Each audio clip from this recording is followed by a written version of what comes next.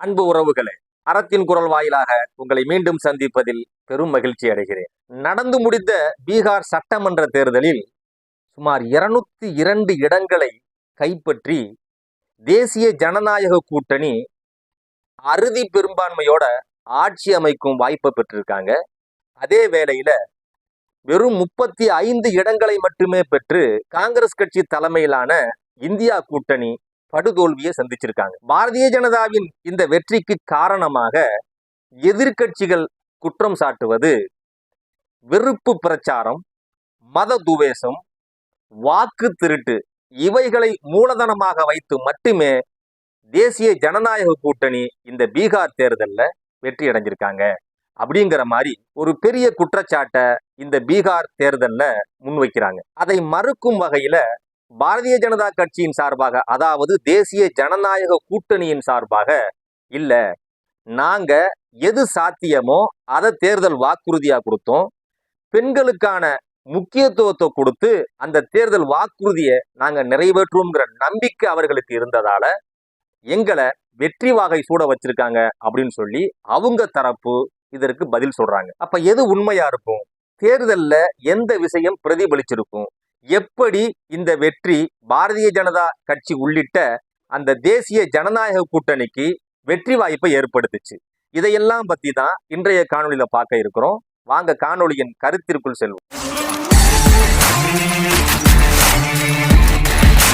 பாரதிய ஜனதாவினுடைய வெற்றி, எதிர்கட்சியான காங்கிரஸ் கட்சியுடைய தோல்வி, இதையெல்லாம் பற்றி அலசுவதற்கு முன்னால அங்க தேர்தலுக்கு முன்னால் அங்க இருக்கக்கூடிய கள நிலவரம் என்னவா இருந்திருக்குன்னு சொல்லி இந்த காணொளிகள்ல சின்ன சின்ன கிளிப்பை போடுறேன், அதை கொஞ்சம் பாருங்களேன். मोदी सिर्फ हिंदू मुस्लिम करता है और कुछ नहीं करता है।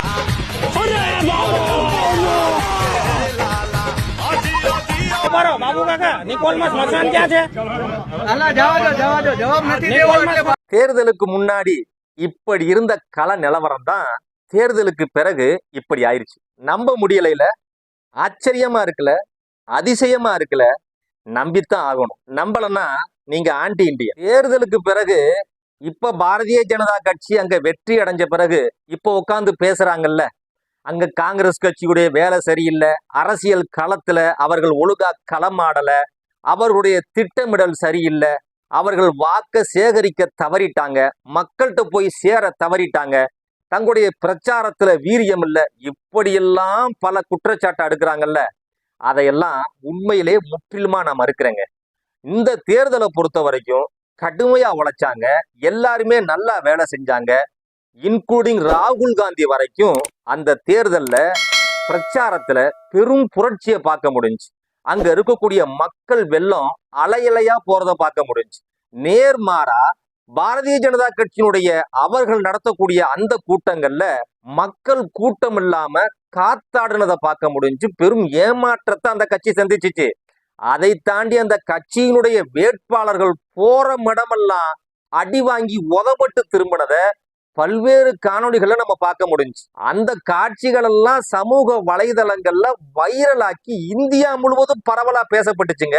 இந்த தேர்தல்ல பெரும் புரட்சி இருக்கு, மாற்றம் இருக்கு, நிச்சயமா ராகுல் காந்தியுடைய அலை வீசுது, அங்க தேஜஸ்வி யாதவ் தான் அடுத்த முதல்வர், இப்படியெல்லாம் பேசப்பட்ட அந்த சூழல்ல தான் எல்லாருக்கும் அதிர்ச்சி தரக்கூடிய தேர்தல் முடிவுகள் இப்ப ஒரு மாதிரியா வெளிவந்திருக்கு. அதனால இந்த பீகார் தேர்தலை பொறுத்த வரைக்கும் தேசிய ஜனநாயக கூட்டணியுடைய வெற்றி அப்படிங்கிறது நிச்சயமாக வாக்கு திருட்டுல தான் அவங்க ஜெயிச்சிருக்காங்க. தேர்தல் ஆணையத்தை தன்னுடைய கைப்பாவையாக்கி தான் அவங்க அந்த வெற்றியை சுவைச்சிருக்காங்க. அதை தாண்டி மத துவேஷம், மத வெறுப்பு பிரச்சாரங்களை முழுமையாக நம்பித்தான் இந்த வெற்றியை அவங்க அறுவடை செஞ்சிருக்காங்க. ஏங்க, அவ்வளவு வெளிப்படையாக தேர்தல் ஆணையம் பாரதிய ஜனதாவோட கைகோர்த்து இந்த வாக்கு திருட்டு வேலையில ஈடுபட்டு இருப்பாங்களா அப்படின்னு கேட்டீங்கன்னா, அதுக்கு ஆதாரத்தோட ராகுல் காந்தி அள்ளி வீசிட்டாப்புல. எப்படியெல்லாம் இவன் ஓட்ட திருடி இருக்கானுங்க, அதற்கு தேர்தல் ஆணையம் எப்படியெல்லாம் உடந்தையா போயிருக்குன்னு சொல்லி பல்வேறு ஆதாரங்களை இங்க படம் போட்டு காட்டின வரலாறு இந்தியாவில தான் இருக்கு. இந்த எஸ்ஐஆர் மூலியமாக இந்த பீகார் தேர்தலுக்கு முன்னால வரைவு பட்டியல் சொல்லி ஒண்ணு வெளியிடுவான்ல, அந்த வரைவு பட்டியல்ல 65 லட்சம் வாக்காளர்களை இவன் நீக்கி இருக்கான். இந்த 65 லட்சத்துல கிட்டத்தட்ட குறிப்பா இஸ்லாமியருடைய வாக்கு 6 லட்சத்திற்கு மேற்பட்ட வாக்குகளை அந்த ஓட்டுக்களை அங்க இல்லாமல் ஆக்கியிருக்கான். இங்க முஸ்லீம்களுடைய பேர் இருக்கிறதுனால இதை கண்டுபிடிக்க முடிஞ்சுச்சு. இது முஸ்லீமுடைய ஓட்டை திருடிட்டான், இந்த வாக்கை இல்லாம ஆக்கிட்டான்னு கண்டுபிடிக்க முடிஞ்சுச்சு. அப்ப அங்க பட்டியலின மக்கள் இருப்பாங்கல்ல, அவர்களுக்கெல்லாம் இந்துக்களுடைய பேர் தான் இருக்கும். அதை எப்படி கண்டுபிடிக்க முடியும்? அவங்க ஓட்டை எத்தனை ஓட்டை திருடி இருப்பான், அதை எப்படி கண்டுபிடிக்க முடியும்? அவங்களுக்கெல்லாம் மொத்தமா அந்த வாக்காளர் பட்டியல தானங்க வந்திருக்கும். இங்க இஸ்லாமியோட பேர் இருக்கிறனால அதை கண்டுபிடிக்க முடிஞ்சிருச்சு. அவர்களுடைய பேரை கண்டுபிடிக்க முடியாமையே பல லட்ச ஓட்டுகள் அங்க திருடப்பட்டிருக்கு பீகார்ல. அதற்கு பிறகு சேர்க்கணுங்கிற பேர்ல 22 லட்சம் வாக்குகளை புதுசா சேர்த்திருக்கான். அவன்லாம் யாரு, அதுல எல்லாம் என்ன நம்பிக்கை இருக்கு, அதுல முழுமையாக திருட்டு நடந்திருக்கு அப்படிங்கிறதுக்கு உதாரணம் 10 வீடுகள்ல ஒரே வீட்டுல 850 ஓட்டு போட்டிருக்கானுங்க. ஓட்டு போடுற மாதிரி அந்த வாக்காளர் பட்டியல சேர்த்திருக்கானுங்க. இதே மாதிரி 10-15 வீடுகள்ல இந்த 800க்கு அதிகமான வாக்காளர்கள் இருக்கிறத மாதிரி காமிச்சு வாக்காளர் பட்டியல்ல புதியதாக 22 லட்சம் வாக்காளர்களை இதுல சேர்த்திருக்கானுங்க. அப்ப இது வாக்கு திருட்டு தானே. இதுக்கு தேர்தல் ஆணையம் உடந்தையாத்தானே இருந்திருக்கு. அதை விட முக்கியமாக இந்த தேர்தல் ஆணையம் அங்க இருக்கக்கூடிய பிஜேபிக்கு ஆதரவா இருந்திருக்கான் அப்படிங்கிறதுக்கு ஆதாரபூர்வமான உண்மை ஒண்ணு சொல்றேன் பாருங்க. தமிழ்நாட்டுல இங்க சில ஆண்டுகளுக்கு முன்னால தேர்தல் நேரத்துல திமுக இந்த வண்ண தொலைக்காட்சி பெட்டிகளை மக்களுக்கு கொடுக்கிறோம், அந்த நேரத்துல அப்படி சொல்லும் பொழுது இங்க இருக்கக்கூடிய தேர்தல் ஆணையம் இது முற்றிலும் தவறு, அனுமதிக்க மாட்டோம் சொல்லி திமுகவுக்கு இங்க தடை போடுதுங்க தேர்தல் ஆணையம். அதே மாதிரி ஜெயலலிதாவுடைய பீரியட்லயும் இதே மாதிரி தேர்தல் நேரத்துல மக்களுக்கான நலத்திட்டங்கள் செய்யறத இரும்பு கரம் கொண்டு தடுத்துச்சு இந்த தேர்தல் ஆணையம்.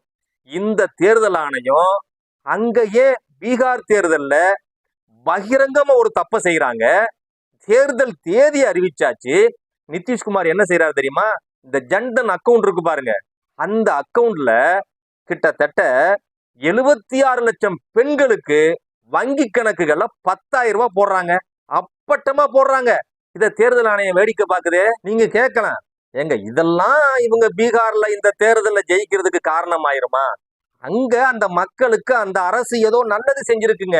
அந்த மக்களை கல்வியில உயர்த்தி இருக்குங்க, வேலை வாய்ப்பை பெருக்கி இருக்குங்க, தொழில்துறையில உச்சத்துல கொண்டு போய் வச்சிருச்சுங்க. அதனால இந்த மக்கள் ஜெயிக்க வச்சிருப்பாங்க அப்படின்னு நீங்க கேட்டீங்கன்னா, பீகார்ல இருந்து தமிழ்நாட்டுக்கு சாதாரண கூலி வேலைக்கு வர்றாங்க பாத்தீங்களா, அது எல்லா மாநிலத்தையும் விட பீகார்ல இருந்து வர்றவன் தான் இங்க தமிழ்நாட்டுல அதிகம். இங்க என்ன எஜுகேஷன் லெவல்ல அதற்கு தகுந்த உத்தியோகத்துக்கு இங்க வர்றானா? நிச்சயமா கிடையாதுங்க. எல்லாருமே கூலி வேலைக்கு வர்றான். அங்க இருக்கக்கூடிய மக்கள் அங்க வேலை வாய்ப்பு இல்லாம இங்க சாதாரண கூலி வேலைக்கு வரும் பொழுது அங்க எப்படி அங்க பொருளாதாரத்துல அந்த அரசு வளர்த்துருச்சு, தொழில்துறையில அங்க எப்படி முன்னேற்றம் கண்டுருச்சு. இன்னும் சொல்ல போனா இந்தியாவிலேயே பீகார் மாநிலத்திற்கு ஒன்றிய அரசு சுமார் 42 லட்சம் கோடிகளை அங்க ஒதுக்கி இருக்கு. அந்த 42 லட்சம் கோடியை வச்சு பீகார் மாநிலத்துல எந்த கட்டமைப்பை இந்த பாரதிய ஜனதாவோட கூட்டணியில் இருக்கக்கூடிய நிதிஷ்குமார் அங்க செஞ்சார்? அந்த 42 லட்சம் கோடியை வச்சு அந்த மக்களுக்கு என்ன நலத்திட்ட உதவிகளை செஞ்சார்? என்ன கல்வித்துறையில புரட்சியை ஏற்படுத்தினார்? தொழில்துறையில எந்த புரட்சியை ஏற்படுத்தினார்? எந்த ஆதாரமாவது இருக்கா? எந்த ரெக்கார்டாவது இருக்கா? அப்படி இருந்தா தானங்க அவர் ஏதோ நல்லது செஞ்சிருக்காரு, அதன் வெளிப்பாடு பீகார்ல இவங்க வெற்றி அடைஞ்சிருக்காங்கன்னு சொல்ல முடியும். எதுவுமே செய்யாம தேர்தலுக்கு முந்தைய நிலவரம் வரைக்கும் அங்க ஓட்டு கேட்டு போன இந்த தேசிய ஜனநாயக கூட்டணி வேட்பாளர்களை விரட்டி விரட்டி அடிக்கிறான். எல்லா பக்கமும் அடிச்சு துரத்துறான். ஆனா தேர்தலுக்கு பிறகு 202 இடத்துல வெற்றி. நம்புற மாதிரியா இருக்குது. என்னங்க அது? காங்கிரஸ் கட்சி தேர்தல் நல்லாவும் வேலை செஞ்சுச்சுங்கிறீங்க, கடுமையா உழைச்சிச்சுங்கிறீங்க. பீகார்ல இதற்கு முந்தைய ஆட்சியில நிதிஷ்குமார் எதுவுமே செய்யல, அந்த மக்களுக்கு எந்த நலத்திட்டமும் செய்யல. அப்ப எதுல தாங்க கோட்டை விட்டுச்சு? இந்த தேர்தல்ல எப்படித்தான் ஜெயிச்சாங்க அப்படின்னு தானே கேக்குறீங்க. வாக்கு திருட்டு ஒரு பக்கம் இருந்தாலும், கள்ள ஓட்டு ஒரு புறம் இருந்தாலும், ஒன்னே ஒன்ன காங்கிரஸ் செய்ய தவறிடுச்சு. என்ன தெரியுமா? இவங்க செஞ்ச தில்லுமுள்ளு, இவங்க செஞ்ச திருட்டு வேலை, இவங்க செஞ்ச அயோக்கியத்தனம், இவங்க செஞ்ச மத துவேஷ பிரச்சாரம், இதை எதையுமே காங்கிரஸ் செய்யல.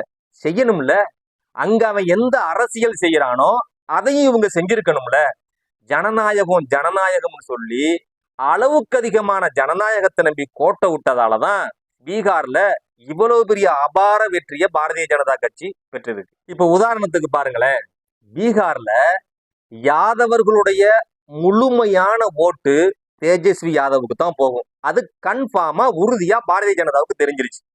அதை தாண்டி சிறுபான்மை மக்களாக இருக்கக்கூடிய இஸ்லாமியருடைய வாக்கு அங்கு காங்கிரஸ் கூட்டணிக்கு தான் போகும், இந்தியா கூட்டணிக்கு தான் போகும்.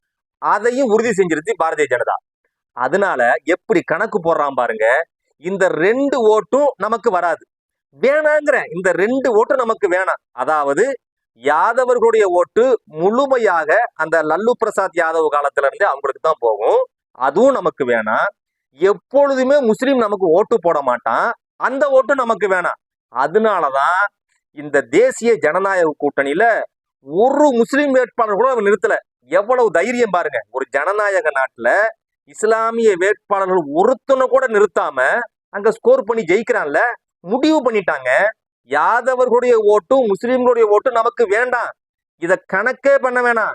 நம்ம அதற்கு நேர்மாறா இந்துக்கள் அங்க செதறி கிடக்குறாங்கல்ல, பல்வேறு ஜாதிகளாக, ஜாதிய அமைப்புகளாக, சின்ன சின்ன குழுக்களாக, குரூப்புகளாக செதறி கிடக்குறான் பாருங்க. இவ்வளவு பேர்த்தையும் ஒருங்கிணைப்போம், அத்தனை பேர்த்தையும் சேர்ப்போம். இது மொத்தமே யாதவர்களுடைய ஓட்டும் இஸ்லாமியுடைய ஓட்டும் அங்க 24ல இருந்து 30% சொல்றாங்க. அந்த ஓட்டை அப்படியே புறந்தள்ளிட்டு பாக்கி இருக்கக்கூடிய 70% ஓட்டுகளையும் ஒன்று திரட்டிட்டான்ல. மத வெறுப்பு பிரச்சாரத்தை வச்சுதான் அதை அவர்களால திரட்டவும் முடிஞ்சிச்சு, அதுல அவர்கள் வெற்றியும் காண முடிஞ்சிச்சு. அப்ப இந்த இடத்துல காங்கிரஸ் கட்சி என்ன செஞ்சிருக்கணும்? அவனே நினைச்சிட்டான்ல, இஸ்லாமியுடைய வாக்கும் யாதவருடைய வாக்கும் நமக்கு இல்லைன்னு தெரிஞ்சிருச்சுல. அந்த வாக்குகளை திரட்டுறதுல காங்கிரஸ் கட்சியும் தேஜஸ்வி யாதவும் எவ்வளவு கவனமா இருந்தீங்க? அதுல எந்த அளவுக்கு நீங்க அக்கறையா இருந்தீங்க? உங்கள்கிட்ட ஓவைசி கெஞ்சினாரா இல்லையா? 3 முறை கடிதம் அனுப்புனாரா இல்லையா? இஸ்லாமியுடைய வாக்கு இருக்கிற பகுதிகளில் அதிகமான ஓட்டு உங்களுக்கு வந்து சேரணும், அது ஒன்று திரட்டணும், ஒரு குடையின்களை திரட்டணும், நான் உங்க கூட்டணிக்கு வர்றேன், என்னையும் சேர்த்து எனக்கான சீட்டை ஒதுக்குங்கன்னு கேட்டார்ல, கொடுத்தீங்களா? நீங்க 6 சீட்டு தானே உங்கள்கிட்ட கேட்டாரு. இப்ப இந்த தேர்தலில் அவர் 5 தொகுதியில வெற்றி அடைஞ்சிருக்காரு. இப்ப என்ன செய்வீங்க?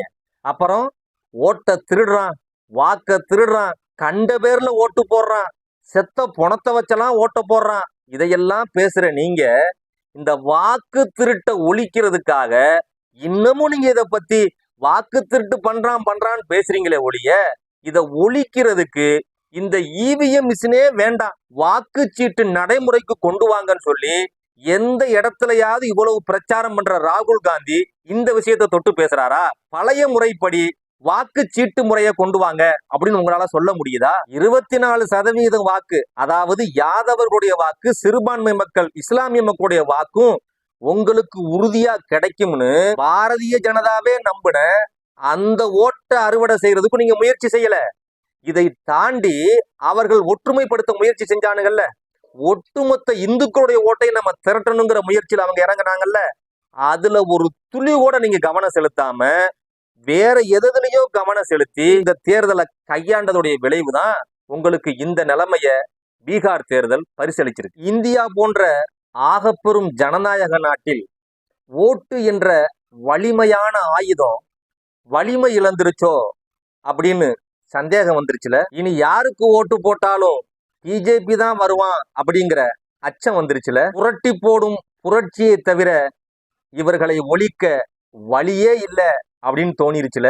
ஓட்டு போடும் இயந்திரத்தில் திருட்டு என்றோம், இவர்கள் ஓட்டையே திருடி கொண்டிருக்கிறார்கள். ஓட்டை திருடுகிறார்கள் என்றோம், இனிமேல் ஓட்டு போடும் ஆட்களையும் இவர்கள் திருடுவார்கள். ஓட்டு போடும் ஆட்களை திருடுகிறார்கள் என்போம், இல்லை, இனி ஓட்டே இல்லை, நிரந்தர அதிபர்தான், அதுவும் நாங்கள்தான் என்பார்கள்.